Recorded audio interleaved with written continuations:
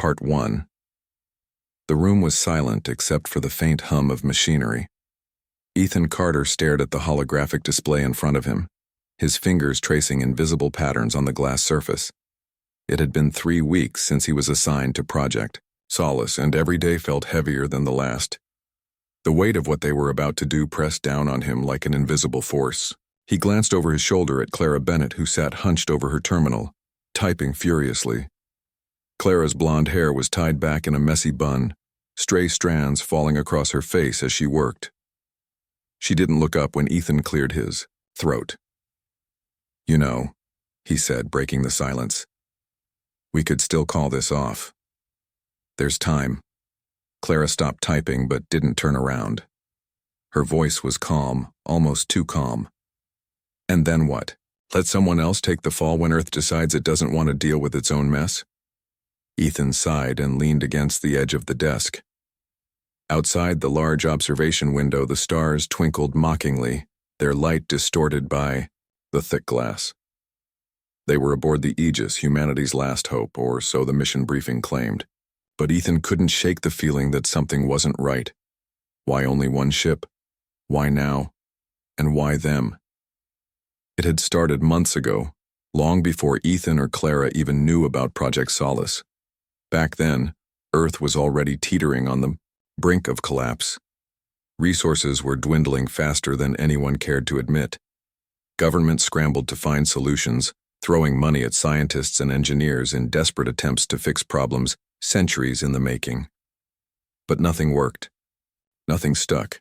The oceans were rising, crops failing, cities choking under layers of smog. People were angry, scared, and losing faith in their leaders. Then came the announcement. Earth would send a single vessel into deep space to search for a new home. Not dozens of ships, not colonies scattered across multiple planets, just one. One crew. One chance. At first, people were outraged. How could they gamble the fate of billions on a single mission? What if it failed? What if they never returned? But the outrage faded quickly when officials explained the reasoning, or rather the lack thereof. Resources were stretched thin. Building more ships meant diverting funds from critical infrastructure projects back on Earth. Food shortages were worsening daily. Hospitals were overflowing. There simply wasn't enough to go around. So instead of spreading themselves thin, humanity decided to put all its eggs in one basket. If the Aegis succeeded, they'd pave the way for future missions. If it failed, well, no one wanted to think about that. Ethan hadn't believed any of it at first. When he received the recruitment letter, he thought it was some kind of joke. Him? A mechanic turned engineer? Sure, he'd worked on spacecraft before, but nothing like this. Nothing this important. Yet here he was, standing inside the most advanced starship ever built, preparing to leave everything behind. Clara finally looked up from her screen, her blue eyes locking onto his. "You're overthinking again," she said, her tone softening slightly. "We've been through this 100 times. You know why they sent us." "Do I?" Ethan shot back, crossing his arms. "Because it feels like we're being set up to fail. One ship? Really? That's supposed to inspire confidence?" Clara stood up, pushing her chair aside. She walked over to the window, staring out at the endless void beyond. "Maybe it is," she admitted after a moment. "Maybe they don't expect us to come back. Maybe they just needed someone to blame if things go sideways." "That's comforting," Ethan muttered sarcastically. "But maybe," Clara continued, turning to face him, "maybe it's also because they trust us. Because out of everyone on this planet, we're the ones who can actually pull this off." Ethan raised an eyebrow. "You really believe that?" "I have to," Clara replied firmly. "Otherwise, what's the point?" Before Ethan could respond, the door slid open with a soft hiss. Daniel Hayes stepped inside, his tall frame filling the doorway. Daniel was the captain of the Aegis, though he rarely acted like it. Unlike the stern, authoritative figures Ethan had imagined leading such a mission, Daniel was approachable, almost laid back. His dark hair was always slightly messy, and he had a habit of cracking jokes at the worst possible moments. But beneath that easygoing exterior was a sharp mind, and an unshakable determination. "Still arguing about the mission?" Daniel asked, a smirk playing on his lips. He walked over to the holographic display and tapped a few commands, bringing up a map of their intended flight path. "You two realize we're leaving tomorrow, right? Shouldn't you be packing or something?" "We're not arguing," Clara said quickly, shooting Ethan a warning glance. "Just discussing." "Sure," Daniel said, clearly unconvinced. He gestured to the map. "Anyway, I wanted to show you the latest updates. Command adjusted our trajectory based on new intel from the probes. Looks like we'll be passing through a couple of asteroid fields earlier than expected." Ethan frowned. "Asteroid fields? Isn't that risky?" Daniel shrugged. "Everything about this mission is risky. Besides, we've got the best pilot in the fleet. Rachel knows what she's doing." Ethan nodded reluctantly. Rachel Meyer was indeed one of the best pilots he'd ever seen. Quick reflexes, steady hands, and nerves of steel. If anyone could navigate them safely through danger, it was her. As Daniel continued explaining the details of their journey, Ethan found his thoughts drifting again. Tomorrow, they would leave Earth behind. No turning back. No second chances. Just the vast emptiness of space and the hope that somewhere out there, a new beginning awaited them. But hope wasn't enough. Hope wouldn't keep the engines running or shield them from radiation. Hope wouldn't solve the ethical dilemmas they were bound to face once they reached their destination, if they reached it. And yet, despite all the uncertainty, despite the fear gnawing at the edges of his mind, Ethan couldn't deny the spark of excitement burning within him. This was it. The culmination of years of dreaming, planning, and working toward something greater than himself.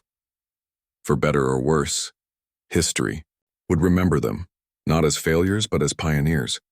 Pioneers who dared to step into the unknown, carrying the hopes and dreams of an entire planet on their shoulders. "Ethan?" Daniel's voice pulled him back to reality. "You okay? You zoned out for a second." "Yeah," Ethan said, forcing a smile. "I'm fine, just thinking."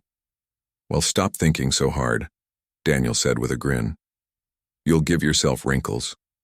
Clara rolled her eyes but couldn't suppress a small laugh. Even in the face of impending doom, Daniel managed to lighten the mood. Maybe that's what they needed most right now. A reminder that life, even in the darkest moments, could still hold a glimmer of joy. As the three of them continued discussing the mission, Ethan allowed himself to relax, if only for a little while. Tomorrow would bring challenges, fears, and perhaps even regrets. But tonight, surrounded by people who shared his burden, he felt a sense of camaraderie he hadn't known he was missing. The question lingered in the air, unspoken but ever-present. Why did Earth choose to send only one ship? The answer remained elusive, buried beneath layers of politics, desperation, and sacrifice. But one thing was certain: they were going, whether they liked it or not, and whatever lay ahead, they would face it together. The morning of the launch was eerily quiet. Ethan woke up early, unable to sleep any longer. His quarters aboard the Aegis were small but functional, with a narrow bed, a desk cluttered with notes, and a viewport that offered a breathtaking view of Earth. For what might be the last time, he gazed at the blue-green orb floating in the blackness of space. It looked peaceful from here, almost serene, as if the chaos below didn't exist. He pressed his hand against the glass, feeling a pang of guilt for leaving behind everything and everyone he had ever known. Clara found him standing there when she came to check on him. She didn't say anything at first, just stood beside him and stared out at the planet. Her presence was comforting even though neither of them spoke. After a while, she broke the silence. "You ready?" Ethan shrugged. "Does it matter? We're doing this either way." Clara gave him a sidelong glance. "It matters," she said firmly. "If we go into this thinking we don't have a choice, then we've already lost. But if we believe we can make a difference..." She trailed off, letting the thought hang in the air. Ethan nodded slowly. He wanted to believe her, but doubt still lingered in his mind. Was this mission really about finding a new home? Or was it just a desperate attempt by Earth's leaders to buy themselves more time? Either way, they were committed now. There was no turning back. By mid-morning, the entire crew had gathered in the command center for the final briefing. Captain Daniel Hayes stood at the front of the room, looking unusually serious. Behind him, a large screen displayed their flight plan, along with images of the distant star system they were heading toward. The destination, designated as Epsilon, Eridani, was one of the few places identified as potentially habitable based on data collected by unmanned probes. It was far, too far for conventional spacecraft, but the Aegis was equipped with experimental technology that would allow them to reach it within a decade. "All right, team," Daniel began, his voice steady and calm. "This is it. In a few hours, we'll be leaving Earth behind. I won't lie to you, this isn't going to be easy. We're venturing into uncharted territory, and there are risks we can't fully anticipate. But I trust each and every one of you to do your jobs no matter what happens. Together, we'll get through this." Rachel Meyer, the pilot, raised her hand. "What about communication with Earth? Once we pass beyond a certain point, we won't be able to send messages back. Are we okay with that?" Daniel hesitated before answering. "Yes," he said finally. "We knew this going in. Once we leave, we're on our own. But remember, we're not just doing this for ourselves. We're doing it for everyone back home. They're counting on us." The weight of those words hung heavy in the room. Ethan glanced around at the faces of his crewmates. Rachel, focused and determined. Clara, resolute despite her exhaustion. Liam Chen, the ship's medic, who always seemed to carry a faint smile even in tense moments. And Sophie Grant, the biologist, whose eyes sparkled with curiosity whenever she talked about alien ecosystems. These were the people he would spend the next 10 years with, isolated from the rest of humanity. Somehow the idea both terrified and reassured him. After the briefing ended, the crew dispersed to prepare for launch. Ethan headed to the engineering bay, where he spent the next hour running diagnostics on the ship's systems. Everything had to be perfect. One malfunction could mean disaster, especially once they entered deep space. As he worked, he couldn't help but think about the sheer scale of what they were attempting. Humanity had dreamed of reaching the stars for centuries, but now that dream felt less like an adventure and more like a necessity. Earth was dying, and they were its last hope. When the countdown began, Ethan joined the others on the bridge.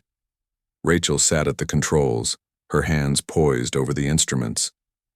Clara stood nearby, monitoring the navigation systems.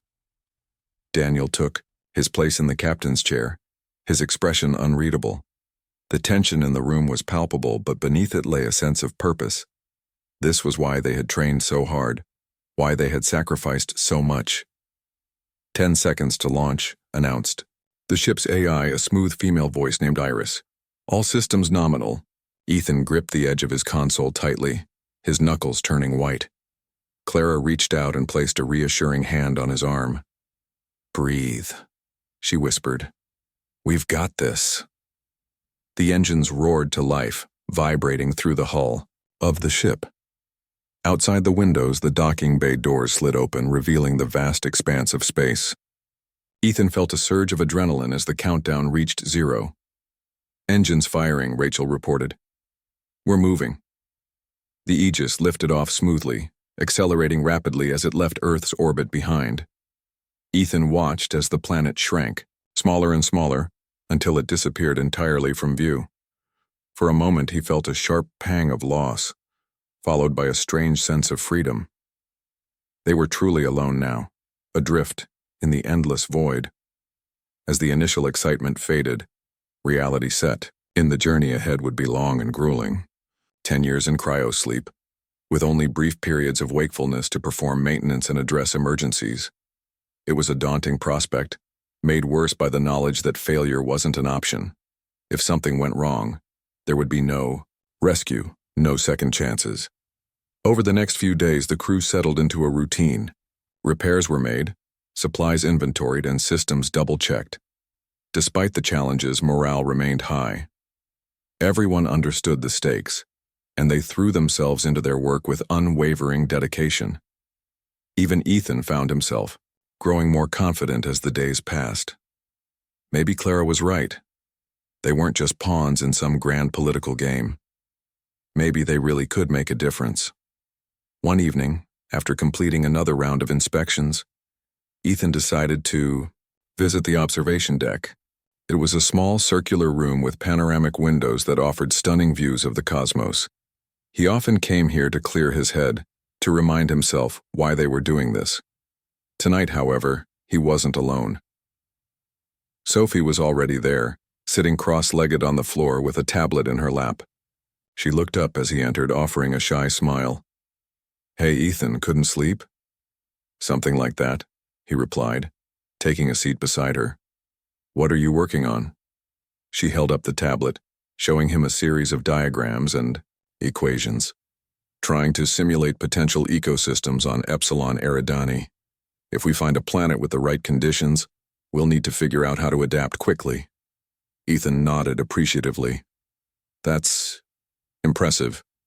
You really think about stuff like this all the time?" "It's kind of my job," Sophie said with a laugh. Then her expression turned serious. "But honestly, it helps me stay focused. Thinking about what comes next reminds me that we're not just flying blind. We have goals, plans. Even if things get tough, we'll keep moving forward." Her words struck a chord with Ethan. For weeks he'd been consumed by doubts and fears, wondering if they were making a mistake. But hearing Sophie talk about their mission with such clarity and optimism made him realize something important. Hope wasn't naive, it was essential. Without it, they wouldn't survive. As they sat together, watching the stars streak past, outside the windows, Ethan felt a renewed sense of purpose. Whatever obstacles lay ahead, they would face them head-on. They had to, because somewhere out there, beyond the darkness, was a chance to start anew. And maybe, just maybe, they could prove that humanity was worth saving after all. The first few weeks aboard the Aegis passed in a blur of activity. The crew worked tirelessly to ensure that every system was functioning perfectly, knowing that even the smallest oversight could have catastrophic consequences later on. Ethan spent most of his time in the engineering bay, running tests and fine-tuning the ship's engines. It was exhausting work, but it kept his mind occupied. Whenever he wasn't busy, his thoughts drifted back to Earth. Its sprawling cities, its chaotic streets, and the life he had left behind. He tried not to dwell on those memories too much. They only made him feel guilty for leaving. Clara, on the other hand, seemed to thrive under the pressure. She moved between tasks with an efficiency that impressed everyone, her calm demeanor masking the stress she must have been feeling.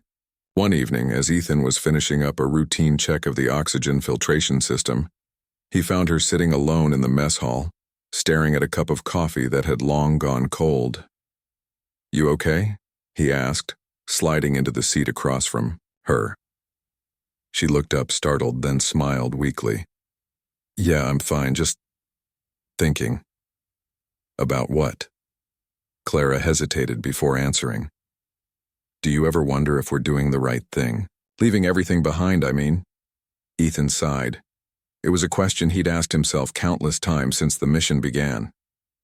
"I think about it a lot," he admitted. "But does it really matter? We're here now. All we can do is focus on the task ahead." "I guess so," Clara said softly. "It's just hard sometimes, knowing we might never see Earth again." Ethan nodded. He understood exactly how she felt. For all the challenges Earth faced, it was still home. And leaving it behind felt like losing a part of himself. As the days turned into weeks, the reality of their journey began to sink in. The Aegis was equipped with advanced technology, but it was still a tiny speck in the vastness of space. Outside the windows, the stars stretched endlessly in every direction, their light cold and distant. The isolation weighed heavily on everyone, though no one spoke about it openly. Instead, they threw themselves into their work, using busyness as a shield against the creeping sense of loneliness. One day, Rachel called the crew together for an impromptu meeting. "We've got a problem," she announced, her usual confidence replaced by a note of concern. The navigation system picked up something unusual, a gravitational anomaly about 2 weeks ahead of our current position. It's not on any of the charts. Daniel frowned. What kind of anomaly? Rachel shrugged. Could be anything. A rogue planet, a black hole, maybe even debris from an old supernova. Whatever it is, it's big enough to affect our trajectory. If we don't adjust our course soon, we could end up off track. The room fell silent as the weight of her words sank in. Being thrown off course meant more than just delays. It could jeopardize the entire mission. Without precise calculations, they risked missing Epsilon Eridani entirely. We'll need to send out a probe to gather more data, Daniel said finally. Ethan, can you prep one of the drones? Ethan nodded. I'll get started right away. Over the next few days, the crew worked together to prepare the probe. It was a delicate operation, requiring careful coordination between engineering, navigation, and science teams. Sophie volunteered to analyze the data once it was collected, her excitement over the unknown outweighing her concern about potential dangers. When the probe was finally launched, everyone gathered in the command center to watch the results come in. At first, there was nothing unusual, just empty space and faint traces of cosmic radiation. But then the readings changed abruptly. The probe detected massive energy signatures emanating from the anomaly, far stronger than anyone had anticipated. It's not a natural phenomenon, Sophie said, her voice trembling slightly. This looks artificial. The statement sent a ripple of unease through the room. Artificial structures in deep space were unheard of, at least according to human knowledge. Could it be evidence of extraterrestrial life? Or was it something else entirely? We need to investigate further, Daniel declared after a moment of tense silence. If this is some kind of alien construct, we can't ignore it. It could hold answers or threats we aren't prepared for. But what if it's dangerous? Liam asked, voicing the fear that lingered in everyone's minds. We don't know what we're dealing with. That's why we proceed carefully, Daniel replied. We'll send another drone closer to get a better look, but we stay alert. No unnecessary risks. The second probe revealed even more startling details. The anomaly appeared to be a massive structure shaped like a ring suspended in space. Its surface shimmered with an iridescent glow, reflecting light in ways that defied explanation. Sensors indicated that it was generating an immense amount of energy, enough to power an entire planet for centuries. This changes everything, Clara murmured as she studied the images. If we can figure out what this thing is, it could revolutionize our understanding of the universe. Or destroy us, Ethan added darkly. He couldn't shake the feeling that they were stepping into territory they weren't ready for. Humanity had always dreamed of finding intelligent life beyond Earth, but now that possibility felt less like a dream and more like a nightmare waiting to happen. Despite the risks, the decision was made to approach the structure cautiously. Rachel adjusted their course, bringing the Aegis within scanning range while keeping a safe distance. As they drew closer, the scale of the object became apparent. It dwarfed the ship, its edges disappearing into the darkness. What do you think it is? Sophie wondered aloud, her eyes wide with awe. A gateway? A weapon? Something else entirely? No one had an answer.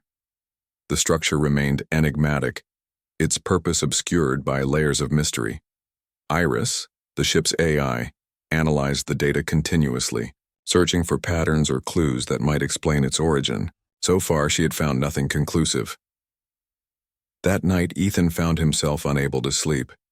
The image of the glowing ring haunted him, filling his mind with questions he couldn't answer. Was it a sign of hope, proof that they weren't alone in the universe? Or was it a warning, a reminder of how small and insignificant humanity truly was? He wandered to the observation deck, hoping the sight of the stars would calm his racing thoughts.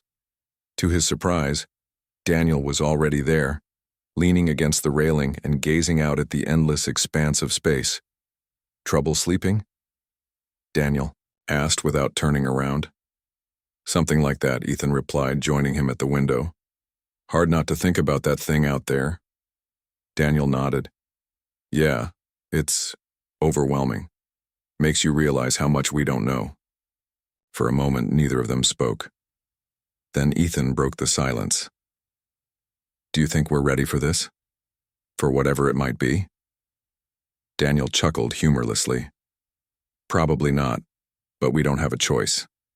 If this thing can help us, if it can give us a fighting chance at survival, then we owe it to ourselves to find out. His words struck a chord with Ethan. Despite the uncertainty, despite the fear, they couldn't afford to turn away. This was why they had been chosen, why they had left Earth behind. Not just to find a new home, but to push the boundaries of what humanity was capable of.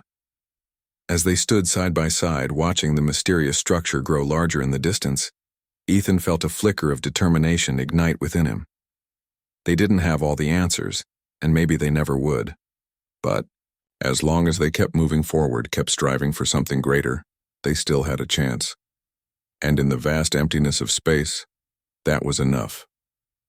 The Aegis hovered at a cautious distance from the massive ring-shaped structure, its glowing surface casting an eerie light across the ship's observation windows. The crew gathered on the bridge, their faces illuminated by the soft glow of monitors displaying real-time data. Tension filled the air as they debated their next move. This was uncharted territory, not just for them, but for humanity as a whole. Whatever this structure was, it defied explanation, and approaching it felt like stepping into the unknown without a safety net. We need to send a team, Daniel said firmly, breaking the silence. If we stay out here and just stare at it, we won't learn anything. Ethan frowned, his unease evident. A team? You mean, go inside? Daniel nodded. That's exactly what I mean. We can't rely on drones or sensors alone. If this thing is artificial, and everything points to that possibility, we need to see it up close. Understand how it works, what it does. Clara crossed her arms, her expression skeptical. And what if it's dangerous? What if it reacts to us in some way we can't predict? That's why we'll take precautions, Daniel replied. We'll suit up, keep communications open, and only send a small group. If anything goes wrong, we can pull back immediately. Rachel leaned forward, her sharp eyes narrowing. Who's going? Daniel hesitated before answering. Me? Obviously. Ethan, because of his engineering expertise, and Sophie, since she might be able to make sense of any biological or environmental factors. Ethan felt a knot tighten in his stomach. He hadn't expected to be chosen, and the thought of leaving the relative safety of the ship made him uneasy. But he also knew there was no arguing with Daniel once he'd made up his mind. Besides, someone had to ensure the suits and equipment were functioning properly, and that responsibility fell squarely on his shoulders. Sophie, on the other hand, seemed almost excited about the prospect. Her eyes sparkled with curiosity as she studied the images of the structure. This could be the discovery of a lifetime, she said quietly. Imagine what we might learn. Liam, who had been listening silently, spoke up. Be careful, all of you. We don't know what we're dealing with. Don't let your guard down, no matter what. Preparations for the mission began immediately. The suits were checked and double-checked, oxygen tanks refilled, and communication devices tested repeatedly. Ethan worked alongside Clara, who helped him run diagnostics on the equipment. She didn't say much, but her presence was reassuring. When they finished, she placed a hand on his shoulder. You'll be fine, she said softly. Just stay alert. Ethan managed a weak smile. I'll try. The shuttlecraft used to transport the team to the structure was small, but sturdy, designed for short-range exploration. As they climbed aboard, Ethan couldn't help but glance back at the Aegis, its bulk receding into the distance. It was strange to leave the ship behind, even temporarily. For weeks, it had been their sanctuary, their only connection to familiarity, in the vast emptiness of space. Now they were venturing into something completely alien. As they approached the structure, its sheer size became even more apparent. Up close, the glowing surface pulsed faintly as though alive. Patterns shifted across it in waves, creating intricate designs that seemed almost deliberate. Ethan stared in awe, momentarily forgetting his fear. Looks like we found our front door, Daniel remarked, pointing to a dark opening along the edge of the ring. It was large enough for the shuttle to pass through, though none of them could tell what lay beyond. "Are we sure about this?" Ethan asked, his voice barely above a whisper. "No," Daniel admitted, "but we're doing it anyway." With Rachel guiding the shuttle, they entered the structure cautiously. Inside, the environment was unlike anything they had ever seen. The walls shimmered with the same iridescent glow as the exterior, and the air, though breathable, felt thick, almost heavy. Strange symbols lined the corridors, glowing faintly in colors that shifted unpredictably. It was beautiful, but also unsettling. "This place, it's incredible," Sophie murmured, her voice filled with wonder. She reached out to touch one of the symbols, but Daniel stopped her. "Don't touch anything," he warned. "We don't know what these things do." They moved deeper into the structure, their footsteps echoing softly against the smooth floor. Every step felt like a gamble, every decision weighed down by uncertainty. Ethan kept one hand on his toolkit, ready to fix whatever might break, or defend himself if necessary. After several minutes of walking, they reached a large chamber at the center of the structure. In the middle of the room stood a pedestal-like object surrounded by floating orbs of light. The orbs hovered silently, rotating slowly as if waiting for something. "What is this?" Sophie whispered, her eyes wide. Before anyone could answer, the orbs suddenly brightened, bathing the room in blinding light. Ethan shielded his eyes, his heart pounding. When the light dimmed, the orbs had rearranged themselves into a pattern that resembled a map of stars.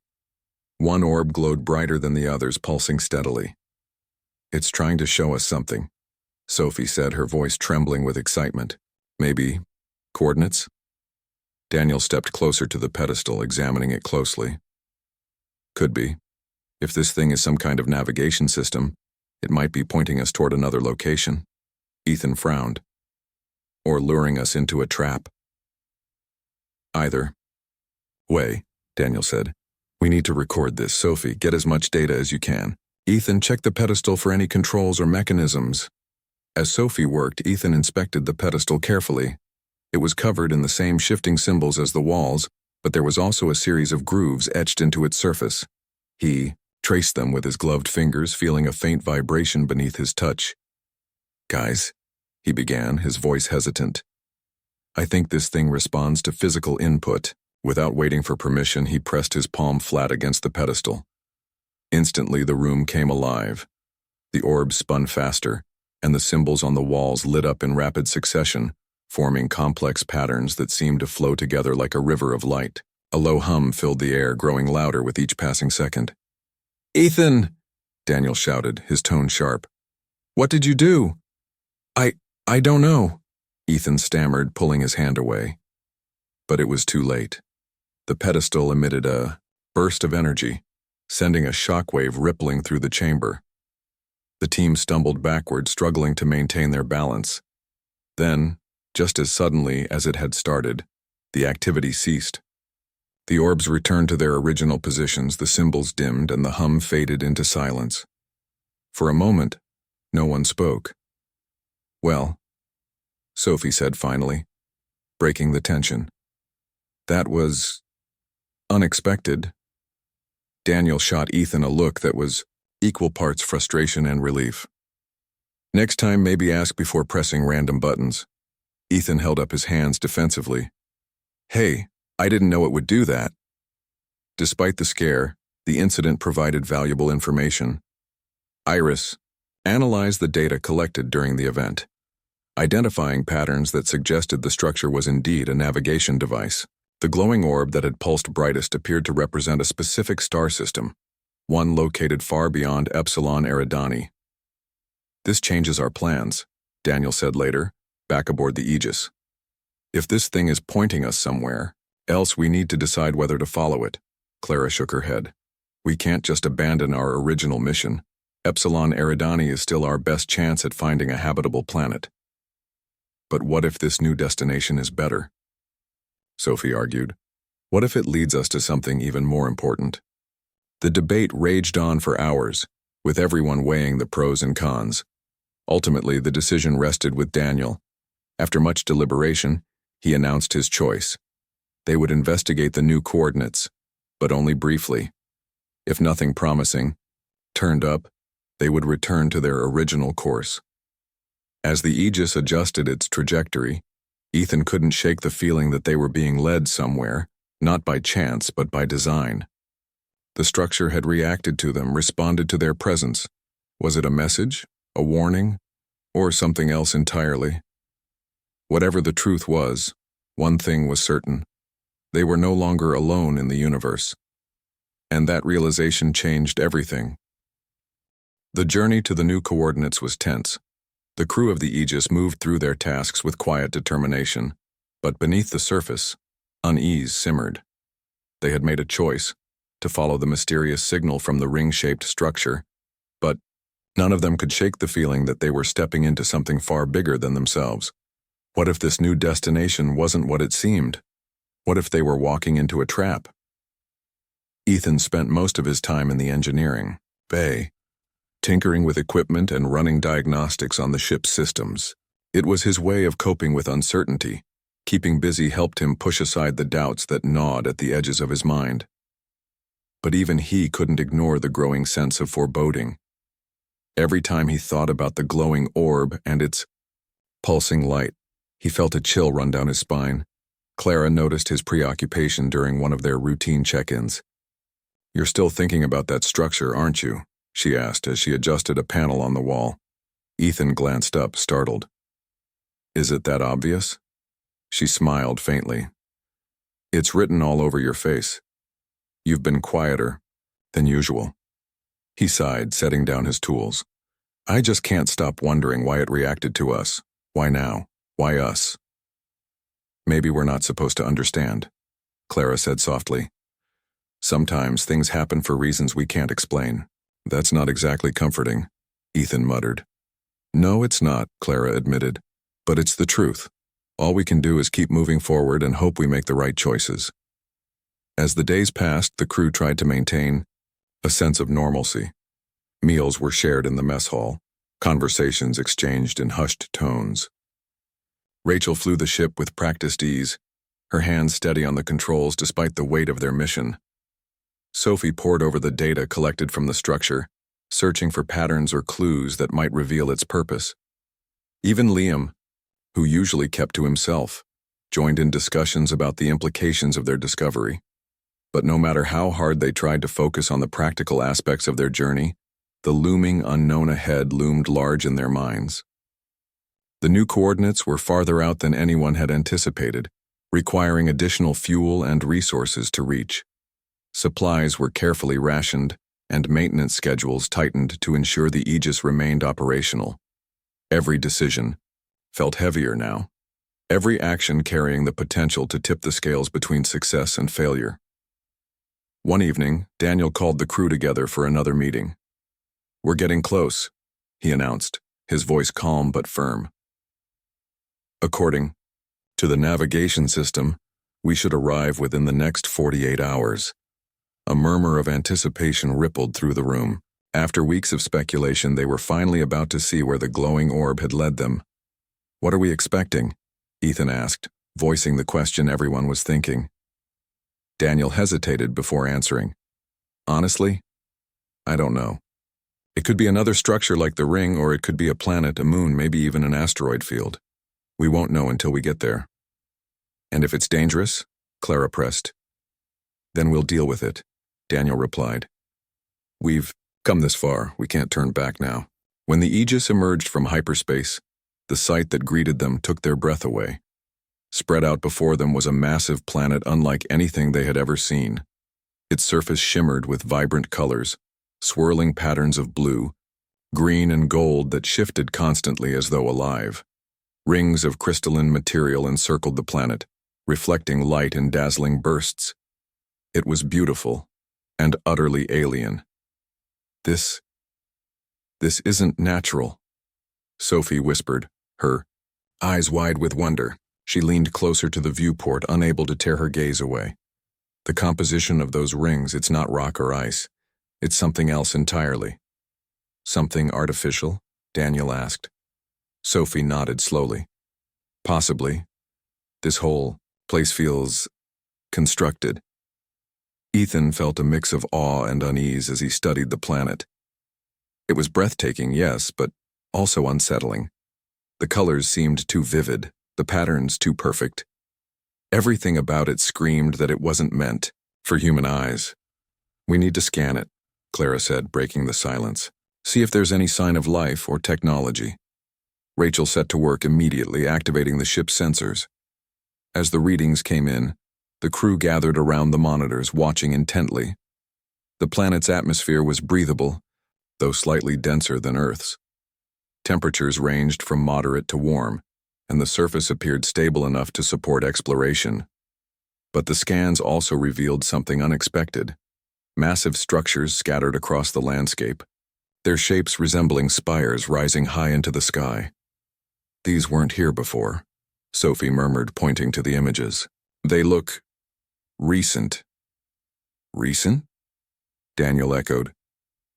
How is that possible? I don't know, Sophie admitted. But they weren't detected by the probes earlier. It's like they appeared out of nowhere. The revelation sent a ripple of tension through the room. If the structures had materialized after their arrival, it suggested that the planet, or whatever intelligence controlled it, was aware of their presence. We need to land, Daniel said finally. If we want answers, we'll have to go down there. Ethan felt his stomach tighten. Are you sure that's a good idea? This place gives me the creeps. So does deep space, Daniel countered.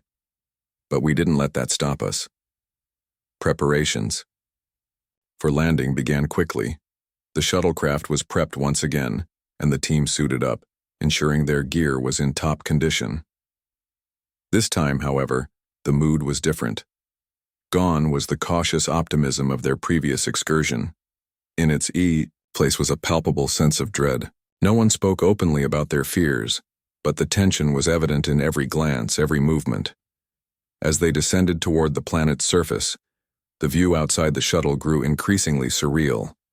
The colors became more intense, almost overwhelming, and the air shimmered with an energy that made Ethan's skin prickle. When they touched down near one of the towering spires, the ground beneath them felt solid yet oddly soft, as though it were alive. Stepping out of the shuttle, the team was struck by the sheer scale of the environment. The spire stretched impossibly, high into the sky, its surface smooth and polished, reflecting their figures like a mirror. Around them, the landscape pulsed with faint vibrations, as though breathing. This place, it's incredible, Sophie said, her voice filled with awe. She knelt to examine the ground, running her gloved fingers over its surface. It's not rock or soil. It's organic. Organic? Ethan repeated, frowning. You mean, like living tissue? Sophie nodded. Yes, this entire planet might be alive, might be. Before anyone could respond, a low hum began to resonate through the air. The vibration grew louder, deeper, until it felt like it was coming from inside their chests. Then, without warning, the spire lit up, its surface glowing with the same iridescent light they had seen on the ring-shaped structure. What's happening? Clara asked, her voice tinged with panic. I don't know, Daniel replied, his tone grim. But I think we're about to find out. The glow intensified, spreading outward in waves. Shapes began to form within the light. Humanoid figures, tall and slender, their features indistinct but unmistakably intelligent. They moved smoothly, gliding rather than walking, their forms shifting and changing as if made of liquid. For a moment, the team stood frozen, staring at the apparitions, in stunned silence. Then one of the figures stepped forward, raising a hand in what appeared to be a gesture of greeting or warning. They're trying to communicate, Sophie whispered, her voice trembling with excitement. This is it. First contact. But as the figure extended its arm, Ethan felt a sudden jolt of fear. Something about the gesture felt wrong, unnatural. He reached out instinctively, grabbing Daniel's arm. Wait, he said urgently. Don't. His words were cut off as a blinding flash of light engulfed them. When the light faded, the team found themselves standing in an entirely different location. a vast chamber filled with floating platforms and glowing symbols. The spire was gone, replaced by a labyrinthine structure that seemed to stretch endlessly in every direction. What just happened? Rachel demanded, her voice sharp with alarm. I think, Sophie began, her voice barely above a whisper. I think they brought us inside. Inside what? None of them knew. But as the glowing symbols began to pulse in unison, forming patterns that resembled language, one thing became clear. They were being watched. And whoever or whatever was watching them had plans of its own.